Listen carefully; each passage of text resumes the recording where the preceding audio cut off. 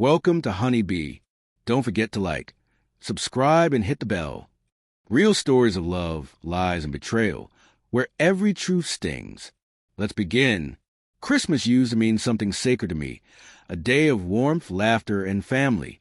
The scent of cinnamon rolls filling the house, lights reflecting off the ornaments, my wife's laughter echoing down the hallway. That was my picture of happiness. But that year, Christmas turned into the day my heart broke in half. It started like any other December morning. The sky outside was pale gray, soft snow blanketing the ground. I was wrapping the last few gifts for my wife, Claire, and our daughter, Ava.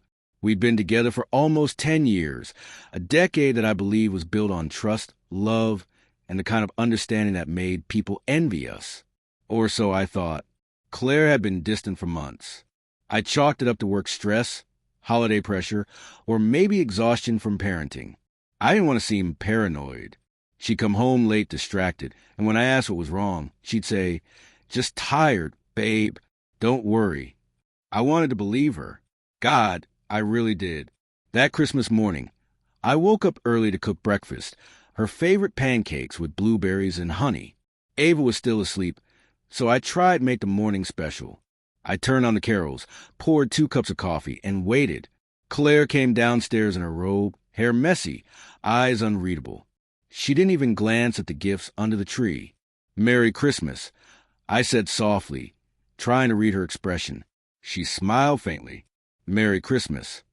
Something about her tone made me uneasy, cold, detached, almost rehearsed. When Ava came running in, excited to open presents, Claire's smile widened, but it wasn't a smile of love or joy. It was the kind of smile you wear when you're trying to hide something. After Ava opened her gifts, Claire asked to go play in her room for a while. Then she turned to me and said something that froze my world. I filed for divorce, Ryan. For a moment, I couldn't breathe. I thought I heard her wrong. The words sounded like static in my ears. "W what?" I asked, blinking, my heart pounding. "You're joking, right? On Christmas?" Her eyes stayed on me, calm, detached. "I'm serious. I filed the papers last week. You'll get them soon. I just thought you deserved to hear it from me." I just stared at her, my voice cracking. "Why now?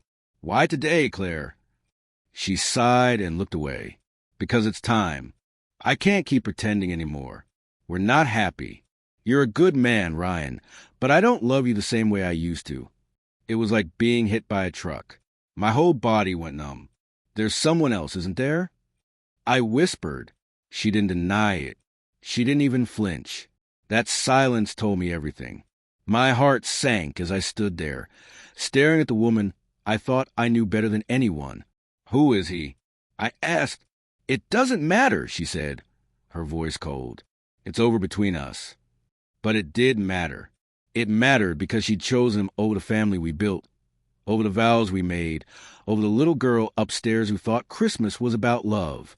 I walked outside, the cold air biting my face, and stood there staring at the snow-covered yard. My breath came out in shaky clouds. The lights I'd put up just a week ago now seemed pointless, blinking decorations for a family that no longer existed. I wanted to scream, but instead, I just stood there, numb, heartbroken, and humiliated. Later that day, her family came over. I expected awkward silence, maybe sympathy. Instead, I got something worse, celebration. They knew. They all knew. Her mother hugged her and said, "I'm proud of you, honey. You finally did what's right for you." Her sister clapped, saying, "It's about time, Claire. You deserve better." Better? I stood there, stunned. They smiled, laughed, toasted with champagne.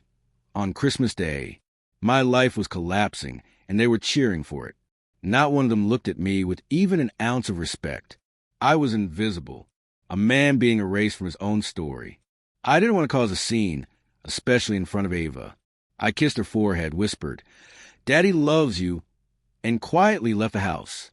The snow crunched under my boots as I walked to my car, feeling like the loneliest man in the world. I didn't even know where to go. Every road seemed meaningless. That night, I sat in my car by the park where Claire and I had our first date. I stared at the frozen pond, remembering her laughter, her eyes, the way she used to hold my hand. How could someone I loved so deeply look me in the eye and destroy everything we built, and do it with such calm? I thought about Ava, about how she'd ask where I was, why Mommy wasn't wearing her ring, why her parents didn't hug anymore. And I made a promise to myself right there, I wouldn't let this break me. She might have ended the marriage, but she wouldn't destroy the father I was or the man I still wanted to be. The next morning, I packed a few clothes, took some important files, and left quietly before Claire and Ava woke up. The pain in my chest felt heavier than anything I'd ever experienced, but I knew staying there would only kill me inside. I checked into a small hotel a few miles away, the kind of place where nobody asked questions. For days, I couldn't eat or sleep. My mind kept replaying that moment. Her words, her calmness, her family cheering. How could they celebrate the end of a marriage like it was good news? I tried to call Claire once, not to beg, but to understand. She didn't answer. The next day, I received an email from her lawyer, confirmation of the divorce filing. It was official now. For weeks, I lived in silence. I didn't tell my friends right away. I didn't want pity or judgment. I just needed time to breathe, to make sense of everything. But then, something changed. One evening, as I was scrolling through old photos of Ava on my phone, I realized something. She was the reason I couldn't stay broken. She needed her dad strong, calm, and present. Not bitter, not angry. So I got up, looked in the mirror, and said to myself, this is not the end. This is the beginning. I started rebuilding from scratch. Moved into a small apartment, joined the gym, started focusing on my work again. Every time loneliness tried to creep in, I reminded myself that healing wasn't instant. It was a slow climb out of the darkness. Months passed, and I finally started smiling again. Then, one afternoon, something unexpected happened. Claire called. Her voice trembled.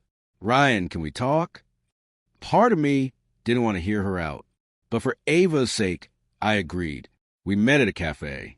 She looked tired, guilt written all over her face. After a long silence, she whispered, he left me. The man I left you for, he cheated too. I looked at her for a long moment. I felt no joy, no revenge, no satisfaction, only sadness, not for her choices, but for how far she'd fallen from the woman I once loved. I'm sorry, she said, tears filling her eyes. I thought I was doing the right thing. I was stupid. I nodded slowly. You were, I said quietly, but we can't go back.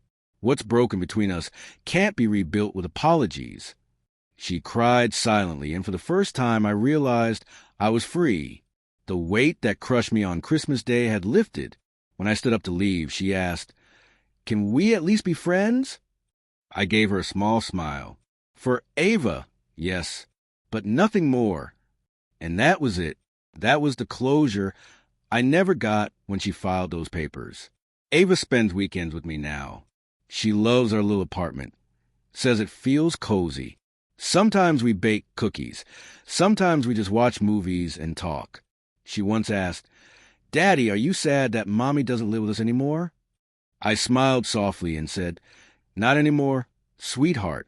Sometimes people stop loving each other the same way, but they still care, and Daddy's okay.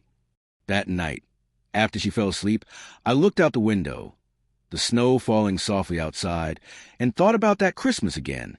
The day my wife filed for divorce became the day I started living honestly, without lies, without pretending, without begging for love from someone who already gave it away. And while her family cheered for my downfall, they never saw what came next. I rose again, not out of revenge, but out of peace.